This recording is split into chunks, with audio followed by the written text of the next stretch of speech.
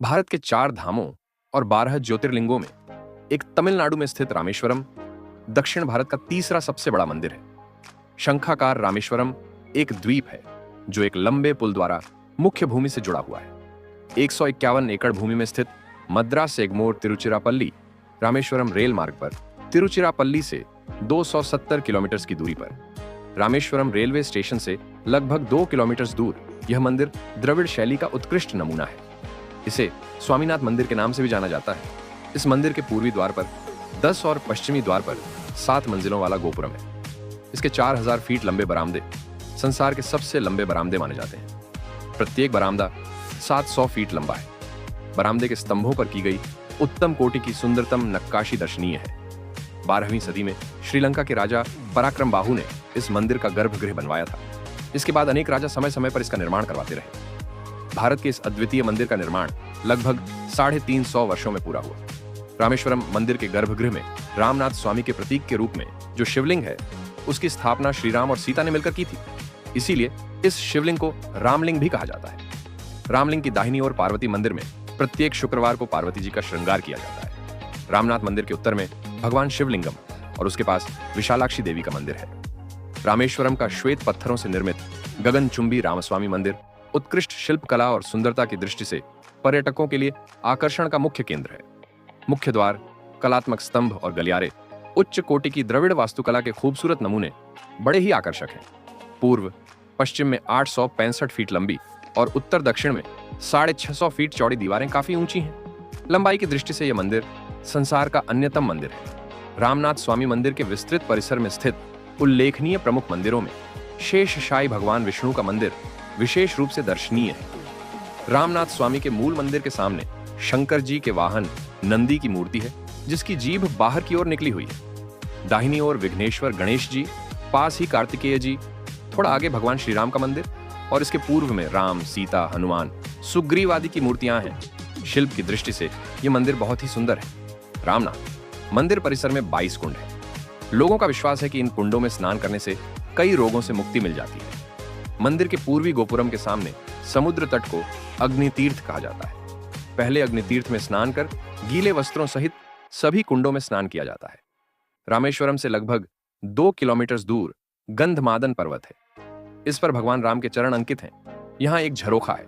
कहते हैं श्री राम जी ने इसी झरोखे से लंका पर आक्रमण के पूर्व समुद्र के विस्तार को मापा था। यहाँ अगस्त्य मुनि का आश्रम है। गंधमादन पर्वत से रामेश्वरम मंदिर तथा द्वीप का मनोहारी दृश्य दिखाई देता है। रामनाथपुरम के उत्तर पूर्व 9 ग्रहों वाला नवपाषाण मंदिर है, जिसे देवीपट्टनम भी कहा जाता है। लक्ष्मण तीर्थ रामेश्वरम से 2 किलोमीटर दूर है। यहाँ पर लक्ष्मणेश्वर शिव मंदिर है। यहाँ से लौटते समय तीर्थयात्री सीता तीर्थ कुंड में स्नान करते हैं तथा श्री राम और पंचमुखी हनुमान के दर्शन करते हैं। यहाँ से कुछ आगे खारे जल का राम तीर्थ नामक एक विशाल सरोवर है। शुक्रवार मंडप में लक्ष्मण के विभिन्न रूपों की मूर्तियां दर्शनीय हैं। इस मंडप में 8 स्तंभों में काली चामुंडा, राजेश्वरी आदि देवियों की कलात्मक मूर्तियां भी देखने योग्य हैं। मंदिर के उत्तरी पश्चिमी हिस्से में भगवान के आभूषणों का सुरक्षित भंडार है। सोने चांदी के आभूषणों के इस भंडार की सुरक्षा के लिए कड़ा प्रबंध है। इसे देखने के लिए निर्धारित शुल्क देना पड़ता है। इस भंडार के निकट ही श्वेत संगमरमर निर्मित भगवान विष्णु की मूर्ति है। इस मूर्ति में सेतुबंध भगवान विष्णु और लक्ष्मी जी को जंजीरों में बंधा दिखाया गया है। इस संबंध में एक पौराणिक कथा प्रचलित है। इन मंदिरों के अलावा नटराज मंदिर, नंदी मंडप आदि भी दर्शनीय है। रामेश्वरम के साथ एक पौराणिक कथा जुड़ी हुई है। इस कथा के अनुसार भगवान राम ने रावण का वध किया था।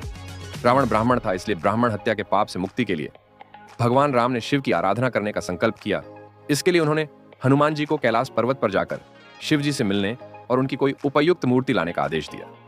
हनुमान जी कैलाश पर्वत गए, किंतु उन्हें अभीष्ट मूर्ति नहीं मिली। अभीष्ट मूर्ति प्राप्त करने के लिए हनुमान जी वहीं तपस्या करने लगे। इधर हनुमान जी के कैलाश पर्वत से अपेक्षित समय में न आने पर श्री राम और ऋषि मुनियों ने शुभ मुहूर्त में सीता जी द्वारा बालू से निर्मित शिवलिंग को स्वीकार कर लिया। उस ज्योतिर्लिंग को सीता जी और राम जी ने जब चंद्रमा नक्षत्र में सूर्य वृष राशि में था, ज्येष्ठ शुक्ला दशमी बुधवार को स्थापित कर दिया। यह स्थान रामेश्वरम के नाम से जाना जाता है। कुछ समय बाद हनुमान जी शिवलिंग लेकर कैलाश पर्वत से लौटे तो पहले से स्थापित बालू का निर्मित शिवलिंग को देखकर क्रुद्ध हो गए।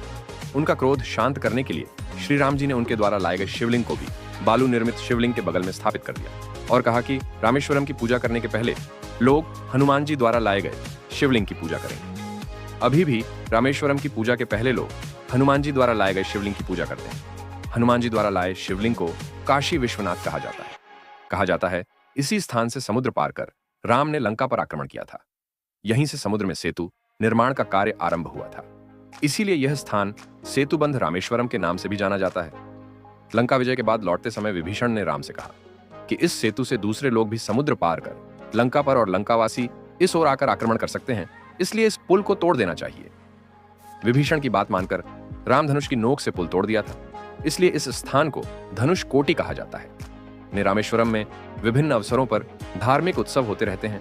यहाँ जनवरी फरवरी में तैराकी पर्व की धूम रहती है और जुलाई अगस्त में प्रभु विवाह या तिरुकल्याणम का उत्सव मनाया जाता है। चैत्र माह में देवताओं का अन्नाभिषेक, ज्येष्ठ माह में रामलिंग पूजा, वैशाख में 10 दिनों तक वसंतोत्सव, नवरात्रि पर 10 दिनों का उत्सव, दशहरे के अवसर पर अलंकार समारोह, आश्विन माह में त्रिदिवसीय कार्तिक उत्सव, मार्गशीर्ष में आर्द्रा दर्शन उत्सव तथा महाशिवरात्रि उत्सव धूमधाम से मनाए जाते हैं। रामेश्वरम तक पहुंचने के लिए रेल एवं परिवहन सेवाएं उपलब्ध है। निकटतम स्टेशन मंडप है। रामेश्वरम धाम को समुद्र ने मुख्य भूमि से अलग कर दिया है।